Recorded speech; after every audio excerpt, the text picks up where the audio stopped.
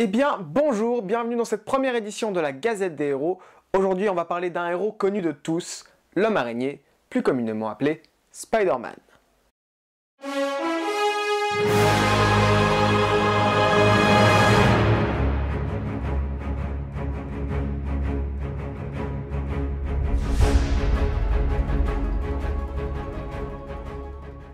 Bon, je suis presque sûr que toi, devant ton écran, tu as déjà une petite idée de qui est le tisseur de l'univers Marvel. Mais il existe tellement de versions du personnage que tu peux tout à fait avoir une représentation totalement différente de celle qui était dans les premiers comics. Tu me crois pas? Alors attends, quelques exemples. On a beau y avoir des très bonnes versions comme ça.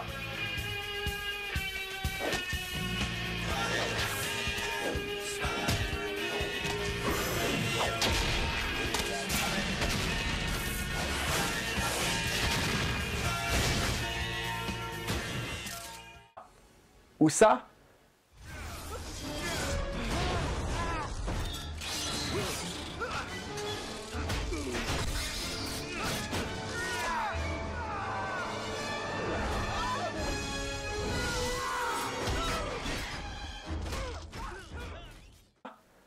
Mais on a aussi eu ça. Moi, vous me connaissez, Peter Parker. Alias le spectaculaire, l'incroyable, l'extraordinaire tisseur de toile connu sous le nom de Spider-Man. Ma vie a été chamboulée quand Nick Fury, le super espion directeur du SHIELD, m'a dit que si je voulais être la version ultimate de... Et ça.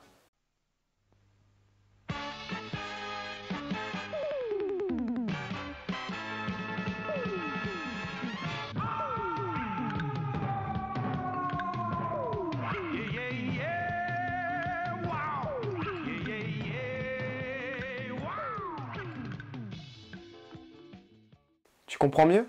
Enfin bref, tout ça pour vous dire que toutes les adaptations que vous pourrez voir de Spider-Man ne sont pas forcément de bonnes représentations du personnage. Et c'est pourquoi, aujourd'hui, nous allons déterminer laquelle de ces trois adaptations est la meilleure. C'est parti! Bon, pour toi qui n'as pas vu les films dont je vais parler, je vais te faire un mini briefing. Mais fais gaffe et sois attentif, ça va être rapide. Tout commence avec la trilogie de Sam Raimi où on commence avec l'origin story de Speedy qui se retrouve ensuite confronté à son premier ennemi, le Bouffon Vert, soit le père de son meilleur ami, Harry Osborn. Il essaie de tuer Spider-Man avec son planeur, il le rate, il se tue lui-même, fin du premier film. Le docteur Otto Octavius lance une expérience, la rate, devient le docteur Octopus.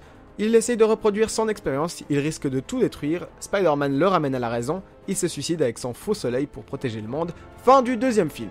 Un truc gluon extraterrestre arrive en Speedy, il devient plus sombre et plus violent, il s'en débarrasse et le symbiote choisit comme nouvelle hôte Eddie Brock, un journaliste que Peter a fait virer. Pendant ce temps, Harry déteste Spider-Man parce qu'il pense qu'il a tué son père et on découvre que c'est le sable qui a tué l'oncle Ben. À la fin, Harry se dit que Peter il est gentil quand même, il va l'aider à combattre les deux méchants qui se sont alliés. Harry se fait tuer en protégeant Spider-Man, l'homme sable dit que c'est pas sa faute et se fait pardonner, et Venom, il se suicide pour mourir avec le symbiote. Ouais, Sam Raimi a un petit faible pour le suicide, je crois. Fin de la trilogie. Mark Webb reprend les rênes du héros pour faire une dilogie, il aide le docteur Kurt Connors à se soigner de son handicap, mais ça le transforme en méchant lézard pas beau qui veut que le monde entier devienne un reptile. Non, toi tu dégages! Speedy l'arrête, le Captain Stacy meurt et fait promettre au héros de ne pas toucher à sa fille. Et il lui fait un gros fuck. Non mais sérieux, c'est pas possible de ne pas respecter les morts à ce point. Bref, fin du premier film.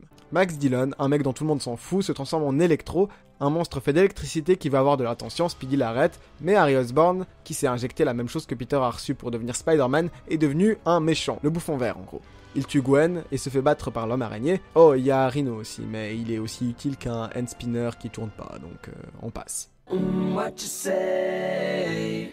That you only meant well, 'cause you did. What you say? Fin de la dilogie. Et finalement, un Speedy fait une apparition dans Captain America Civil War aux côtés d'Iron Man, et on le retrouve dans le film de John Watts, où il attend un appel de Tony Stark pour sa prochaine mission, mais il est destiné à aider les vieux qui perdent leur chemin. Mais un méchant utilise des technologies extraterrestres et projette de faire rater un déménagement. Ouais, c'est badass! Bref, il se fait battre par lui-même. Ouais, Speedy ne le bat même pas, il le sauve. Enfin bref, fin du dernier film Spider-Man en date, putain! Oh, et avant que toi, petit malpoli, tu ailles cracher ton venin dans les commentaires, sache que je considère le Speedy des comics comme l'original. C'est mon choix. Ce n'est pas forcément donc la vérité vraie. Peter Parker. Bon, je sais que c'est pas cool de juger sur le physique, mais bon, pour une adaptation de comics, c'est important d'avoir un acteur qui ressemble au personnage principal. Même si, sur comics, c'est vrai que ça change tout le temps, mais bon, on va faire avec. Bon, tout d'abord, on a Sam Raimi qui nous propose un très bon Tobey Maguire qui est juste parfait. Bon, ok, à part dans cette scène, mais elle n'a jamais existé. Oubliez tout ça. Et dans ces films, on a un Peter Parker qui représente exactement l'idée que les comics veulent faire passer. On a un ado un peu intello, timide et très distrait. Enfin bref, un personnage auquel on peut s'identifier. Et celui-ci est très bien développé, particulièrement dans Spider-Man 2, lorsqu'il perd ses pouvoirs et qu'il veut rester Peter Parker et non Spider-Man. Dans les deux films de Mark Webb, c'est Andrew Garfield qui va porter le masque et il joue un Peter beaucoup plus sûr de lui, beaucoup moins timide, et on pourrait dire un peu plus moderne en somme. Puis, finalement, dans Spider-Man Homecoming, le film de John Watts, c'est au tour de Tom Holland de jouer Peter Parker. Mais il paraît beaucoup plus jeune que dans les comics, et pourtant c'est le seul à avoir le même âge que le Peter Parker des comics originaux, c'est-à-dire 15 ans. Le jeune héros se comporte logiquement comme un gamin de 15 ans, mais le Spider-Man des comics paraît quand même un peu plus mature pour son âge. L'origine des pouvoirs. Dans les comics, c'est relativement simple. Peter Parker assiste à une expérience, une araignée passe à travers un rayon radioactif et va mordre le jeune étudiant.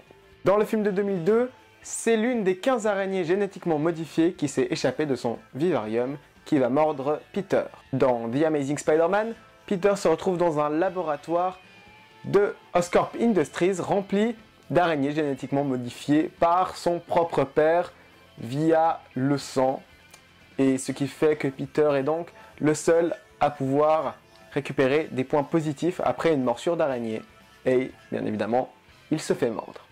Oui, ça devient compliqué. Finalement, dans Spider-Man Homecoming, on ne voit pas les origines des pouvoirs de Peter Parker, il nous raconte seulement qu'une araignée l'a piqué et qu'elle est morte, tout simplement. Au final, c'est cette version qui est la plus ressemblante des comics. Mais bon, visuellement parlant, c'est pas vraiment ça.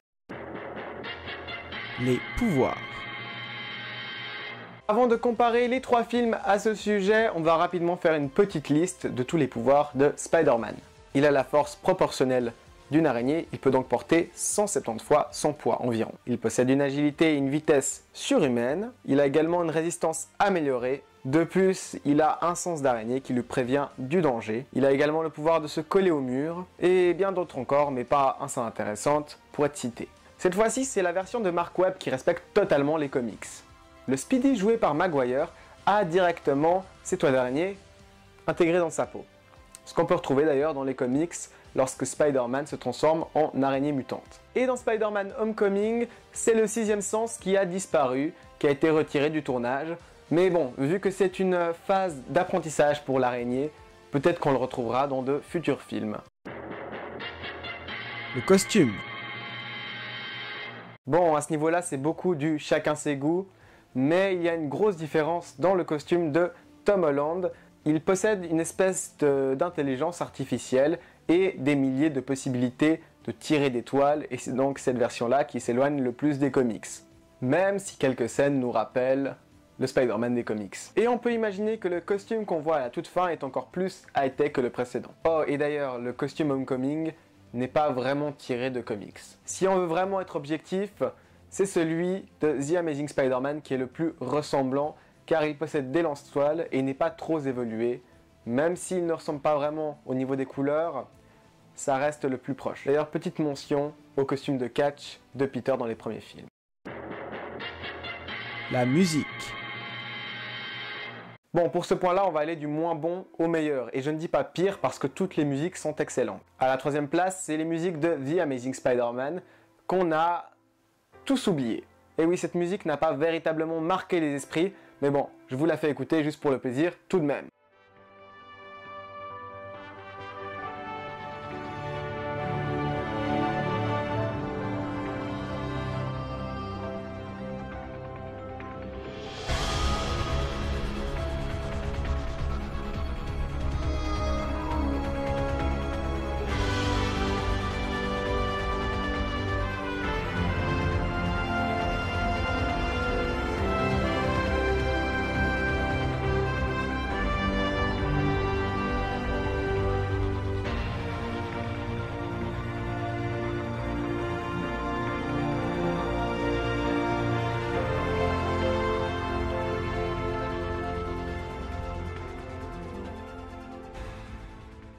Tu t'en souviens maintenant?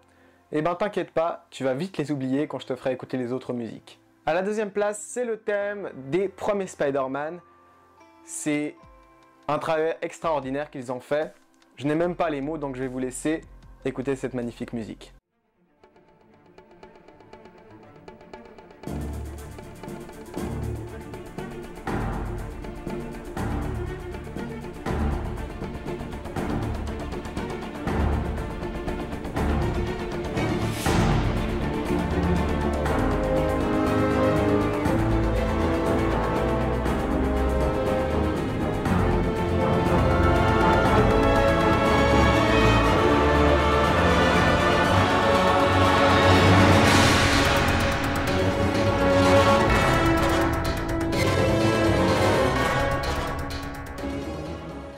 Mais pourquoi tu la mets pas en premier alors, me direz-vous avec cette voix de prépubère? Eh bien tout simplement parce qu'il y a Spider-Man Homecoming qui va reprendre l'ancien thème du dessin animé des années 60 et c'est juste incroyable. Tout le monde au cinéma, tous les fans de Spider-Man au cinéma étaient éblouis lorsqu'ils ont entendu ce thème. C'était juste génial, je vous laisse écouter.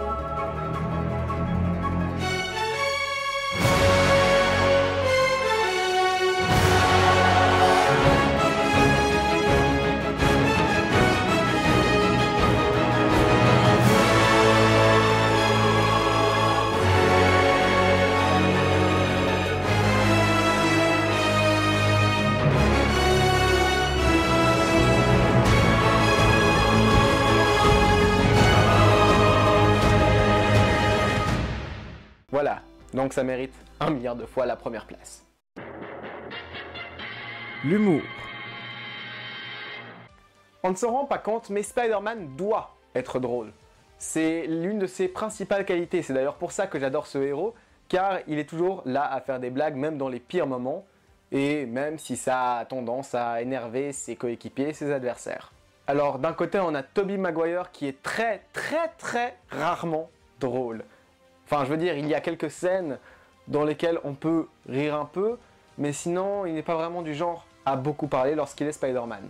Andrew Garfield, lui, remplit bien mieux le rôle d'humoriste, particulièrement lors de la scène de la voiture volée. Il fait d'ailleurs à plusieurs reprises des remarques plus ou moins drôles qui m'ont fait sourire, et c'est exactement l'humour du Spider-Man qu'on adore. Et finalement, Tom Holland est lui aussi très drôle. D'ailleurs, je l'ai trouvé très bon lorsqu'il apparaît dans Civil War. C'était un Spider-Man parfait, il parle tout le temps, c'est génial. Malheureusement, je le trouve encore un peu trop naïf et trop ridicule, et c'est plus de ça qu'on rit la plupart du temps, et ça a beau être drôle, si on veut rester dans le thème de l'adaptation, c'est pas exactement l'humour du Spider-Man qu'on recherche.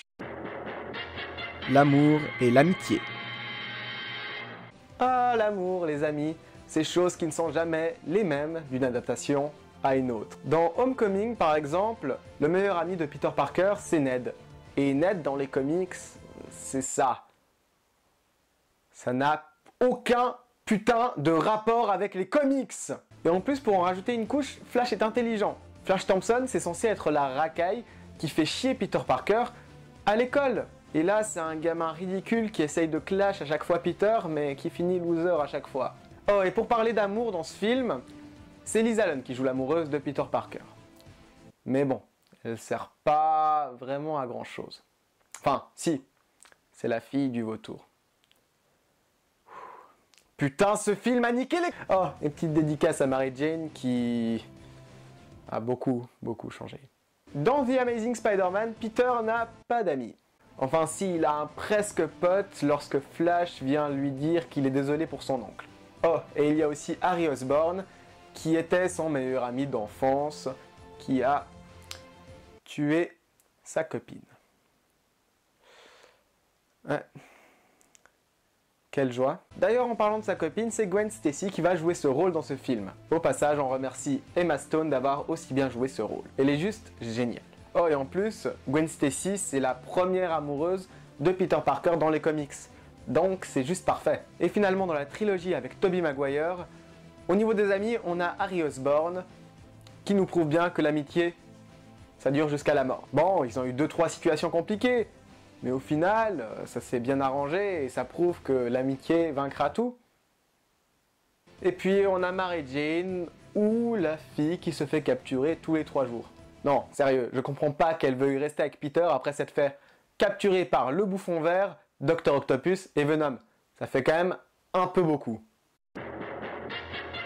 La famille. Bon, là c'est pas trop compliqué. Les parents de Spider-Man se font tuer parce qu'ils font partie d'une organisation secrète, soit le SHIELD, et seulement The Amazing Spider-Man en parle. Et il va donc grandir chez son oncle Ben et sa tante May. Et son oncle Ben va mourir pour permettre à Peter de devenir le héros qu'il est aujourd'hui. Et donc il se fait tuer dans la version de Mark Webb et dans la version de Sam Raimi. Et finalement on a un personnage super important, Tante May. Alors, je sais pas ce qui se passe avec elle, mais je crois que c'est le personnage de l'univers Marvel qui a le meilleur pouvoir du monde. Pour faire simple, ce personnage ne vieillit pas, il rajeunit. Oui. Alors on a commencé en 2002 avec une Tante May qui ressemblait plus ou moins à celle des comics, puis elle a perdu quelques années histoire de reprendre de la couleur, et maintenant c'est carrément une MILF. Oui, ça me fait mal de l'admettre, mais il faut avouer que tout le monde veut la culbuter. Et ça part du vendeur de sandwich à Tony Stark en passant par un serveur dans un restaurant thaï. Elle a bien changé, hein. Au final, on ne peut pas vraiment dire qu'il y ait de vrais Spider-Man parce que les 3 ont de très bonnes qualités et les 3 ont de grosses différences. Tobey Maguire est carrément le meilleur Peter Parker. Il le joue à merveille, mais ensuite il manque quelque chose lorsqu'il est Spider-Man. Andrew Garfield, c'est plutôt le contraire, il joue un excellent Spider-Man. Rien qu'avec son humour, il m'a totalement convaincu. Mais il joue un Peter un peu trop sûr de lui, et en plus, il y a cette histoire avec ses parents, comme quoi l'araignée serait liée à eux, et que c'était le seul à pouvoir devenir Spider-Man. Enfin bref, ça part un peu trop loin à ce niveau-là. Et Tom Holland joue également parfaitement bien son rôle. Le problème de l'adaptation vient plutôt des autres personnages qui ont peut-être trop été retravaillés. J'espère que cette vidéo vous aura plu. N'hésite pas à t'abonner à la Gazette des Héros. Et moi je vous dis à bientôt pour un prochain numéro.